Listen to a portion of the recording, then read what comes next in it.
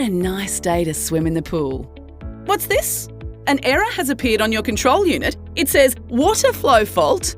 Oh no, the water, it's all gone! Kids may over-exaggerate, but it's good to check the water flow regardless. No, not in the pool, in the cell housing. Water flow fault occurs when there is no water flow or the water level in the cell housing is too low and has exposed the flow sensor on the oxy cell. The lack of water flow could be caused by various factors. One could be a closed valve restricting the flow of water or a blocked skimmer box or lint basket. Be sure all valves are open and nothing is stuck that could restrict water flow. Another common cause could be the variable speed pump being set too low.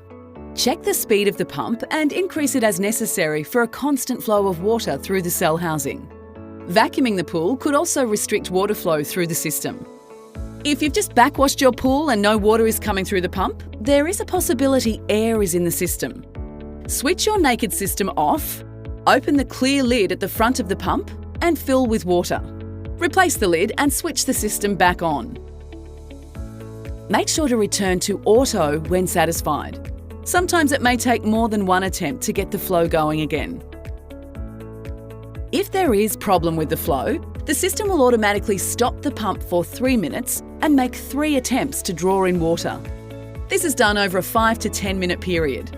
If the issue isn't resolved, the system will be idle and continue repeating the process when another timer is due to start. The fault light will remain on and the LCD will display water flow fault, and this cycle will continue until the water flows properly again. Any more questions? Check out our resources on the Naked Pool app or give our team a call. Otherwise, enjoy your crystal clear freshwater pool.